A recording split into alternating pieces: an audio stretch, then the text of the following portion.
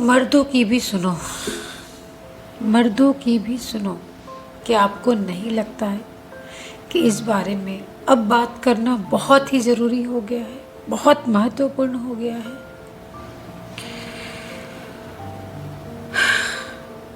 क्या सच में हम पुरुष की तकलीफ़ को समझ ही नहीं पा रहे हैं? हम उन्हें कोई मौका नहीं दे रहे हैं बात करने का। हर बात पे उनको ये बोल देना कि नहीं तुम तो स्ट्रांग हो। हमने फिर से अपना एक बेटा, एक होनहार बेटा, इंजीनियर बेटा खो दिया है।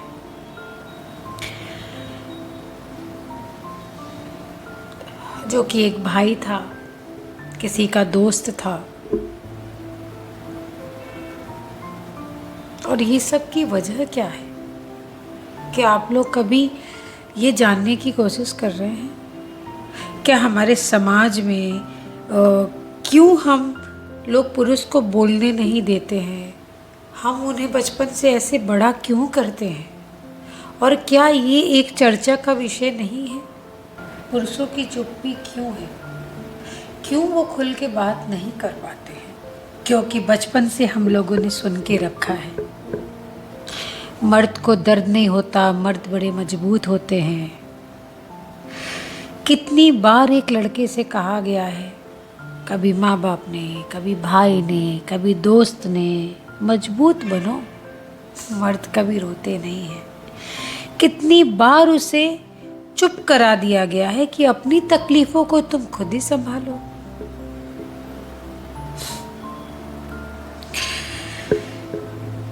समाज की जो एक उम्मीद होती है ना, एक अपेक्षा होती है लड़कों के प्रति, वो एक बोझ है।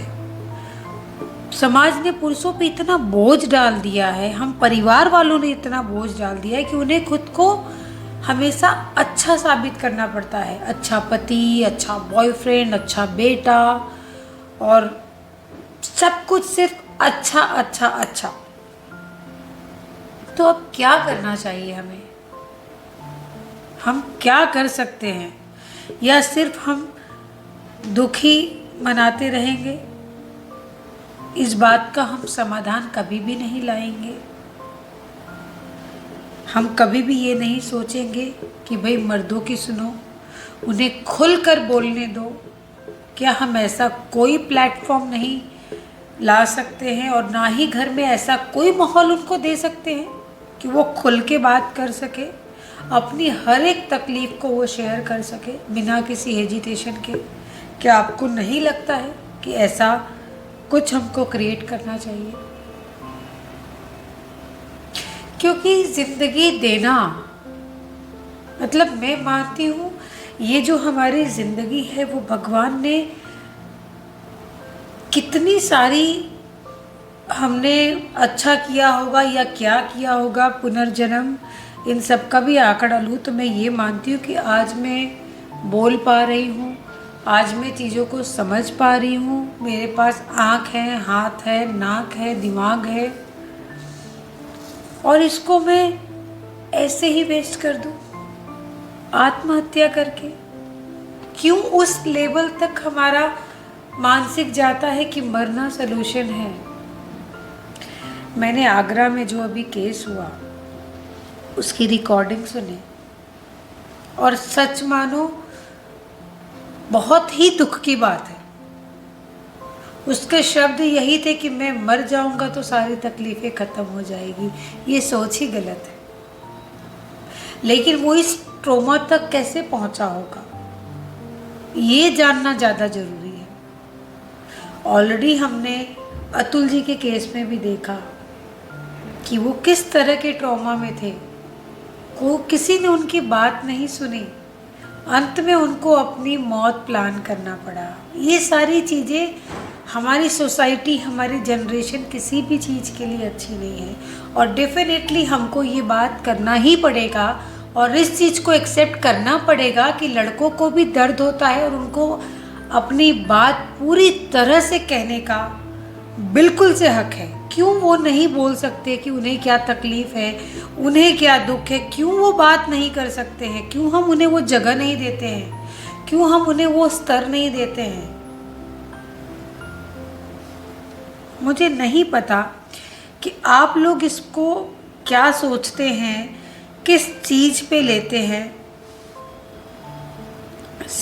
मेरी एक ही रिक्वेस्ट है कि जो मैं बताना चाह रही हूँ, अगर आप लोगों को ये देखने के बाद आप अपने ही अड़ोस पड़ोस में किसी भी जो आपके दोस्त हैं, जो आपको लगे कि इसको थोड़ी सी तकलीफ़ है, थोड़ा सा डिसकम्फर्टेबल आ रहा है, तो आप प्लीज़ जाके उनसे बात कीजिए as an friend, as an mom.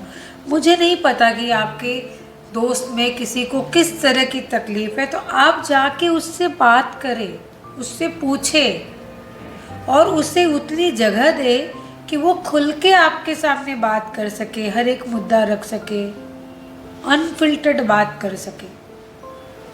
क्योंकि अगर इस तरह से ही चलता रहा ना, तो हमारे समाज के लिए, हमारे खुद के लिए बहुत शर्म की बात है। और मैं सोच रही हूँ कि he is also engineer. Engineering की पढ़ाई में कितना समय लगता है, कितनी मेहनत लगती है, ये मैं बखूबी जानती हूँ, क्योंकि मेरा खुद का बेटा कर रहा है।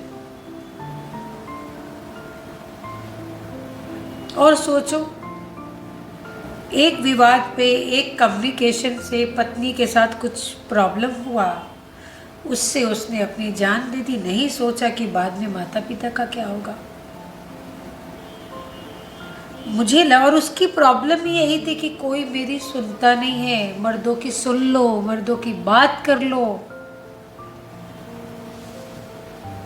ये किस तरफ इशारा था? क्या हम अपने जीवन में पुरुषों को वो स्थान नहीं दे रहे हैं जहाँ वो खुल के बात कर पाए, खुल के जी पाए? अगर हम ऐसा कर रहे हैं अपने करीबी लोगों के साथ, तो ये बहुत ही खराब है। ये बहुत भयानक सिचुएशंस है। हम अपने देश से इतने अच्छे टैलेंट तो खो ही रहे हैं, और उसके साथ साथ हम कुछ सीख नहीं दे पा रहे हैं। इसीलिए मैं कहती हूँ कि जब भी आपका बच्चा हो, बेटी हो, दोनों हो, उसको वो सीख आप हमेशा दो कि तुम हर मुद्दे पे बात कर सकते हो। तुम जिंदगी में कहीं भी फंसे हो, कहीं भी अटके हो, तुम बात कर सकते हो।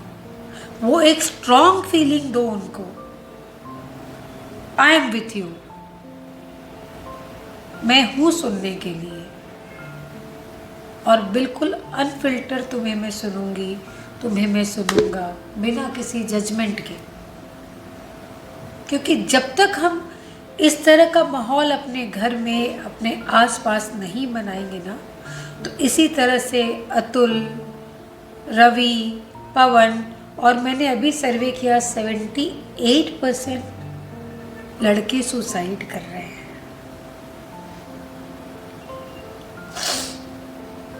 ये सच में बहुत ही बुरी स्थिति है। और ऐसा भी नहीं कि कोई अनपढ़ गवार है, सब पढ़े लिखे, सबके सब बुद्धिमान। तो चूक कहाँ हो गई? ये चूक कहाँ हो रही है?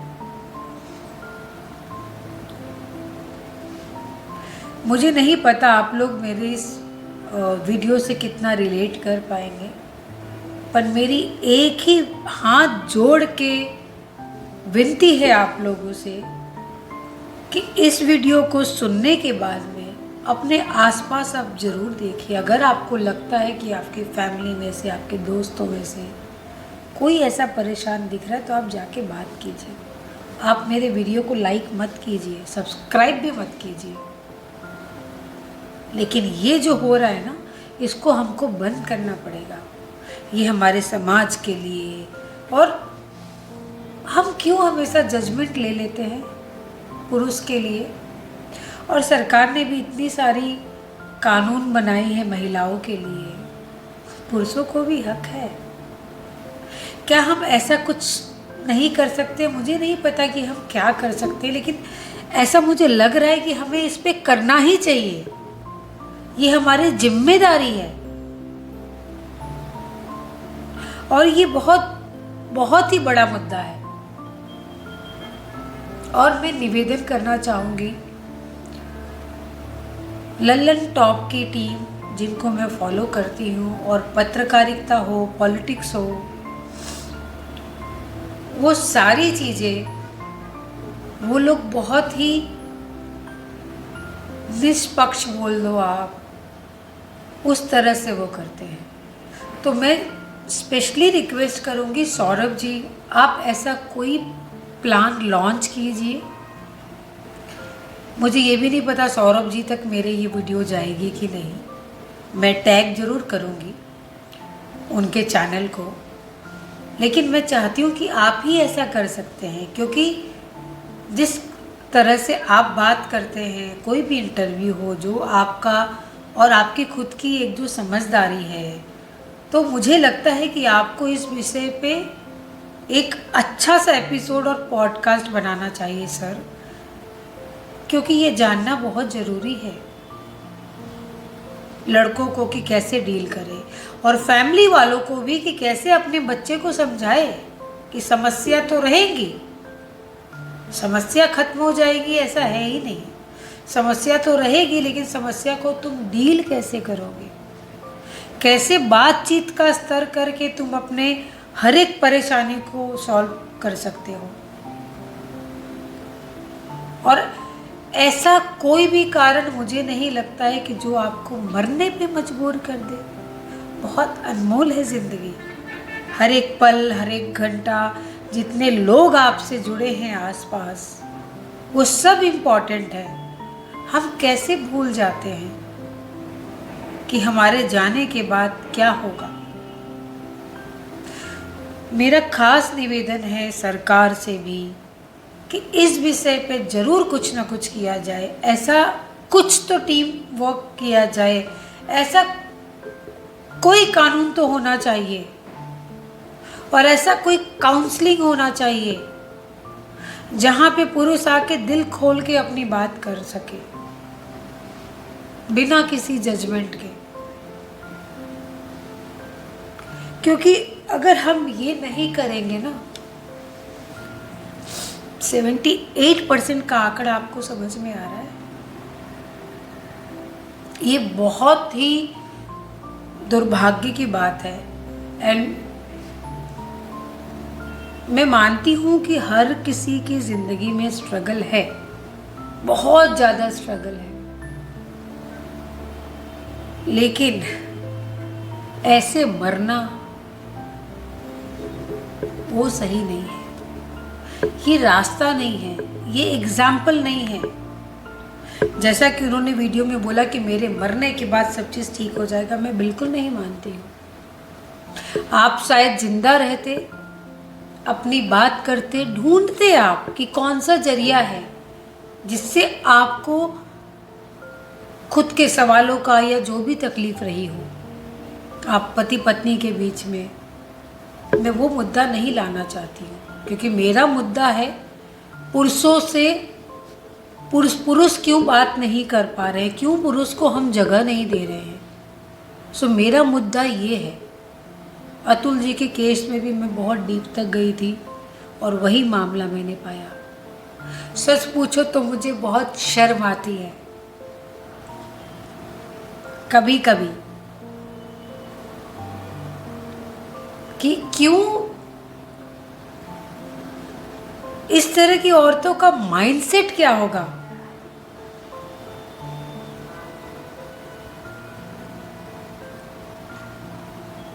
खैर, इस मुद्दे पे भी मैं नहीं बोलूँगी, क्योंकि ट्रोल करना बड़ा आसान है, और खैर मैं ट्रोलिंग से डरती नहीं हूँ, लेकिन सबकी अलग अलग परिस्थिति है। मैं उनसे मिली नहीं हूँ, जानती नहीं हूँ, लेकिन कोई अगर इस दिमागी स्तर पे पहुँच गया है कि उसको मरना ज़्यादा पसंद है, तो ये बहुत ही शर्म की बात है।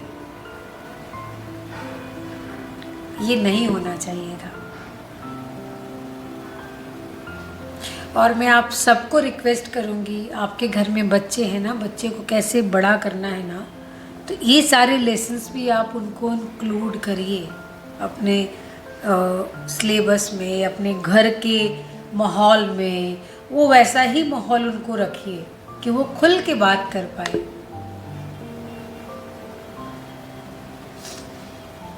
और मैं चाहती हूँ कि आप लोग सोचें मेरे इस विषय पे। और बहुत ही कम परसेंटेज मर्द हैं जो इनसे निकल के आए हैं। मैं कोशिश करूँगी उन लोगों का भी जो एक वीडियो है वो मेरे स्लाइड पे डालूं, ताकि आप लोग मोटिवेशन ले पाए उन लोगों से। देखो, ज़िंदगी तो आसान नहीं है, न मेरी न तुम्हारी। ज़िंदगी तो आसान नहीं है, न मेरी न तुम्हारी। लेकिन हमको तय करना है कि कौन सा रास्ता हम अपनाएं। और हमारी ज़िंदगी से क्या सिर्फ मैं जुड़ी हूँ? नहीं, मेरे साथ जितने लोग रहते हैं वो सब अफेक्टेड है। मैं अफेक्टेड हूँ उन सबकी ज़िंदगी से। जय हिंद, जय भारत। हमारी पत्नी को हमारे एक दोस्त से प्रेम हो गया। 5.5 साल वो अफेयर चला, कॉलेज वॉलेज खत्म होते तक। और 22-22.5 साल की उम्र में हमने कर ली शादी। 8.5 साल शादी चली। इंदौर में एक रेस्टोरेंट चालू किया, वो अच्छा चलने लग गया। एक रेस्टोरेंट से 5 रेस्टोरेंट हो गए मेहनत कर करके। सब कुछ अच्छा चल रहा था। एक प्यारा सा बेटा हुआ, 6.5 साल का वो बेटा था। हमारी पत्नी को हमारे एक दोस्त से प्रेम हो गया। हमारे बेटे को ले लिया गया और वो चली गई हमको छोड़ के। तो उससे डिप्रेशन हुआ, डिप्रेशन से फिर सुसाइड की कोशिश हुई। 5 दिन अस्पताल में पड़े रहे जब तक डॉक्टर श्योर नहीं थे कि बचेगा कि मर जाए। बच के जब घर आए तो फिर आसपास वालों से इस तरीके के टॉन्ट सुने कि देखो कितना बड़ा फेलियर है ये आदमी, कि मरने गया और उसमें भी फेल हो गया।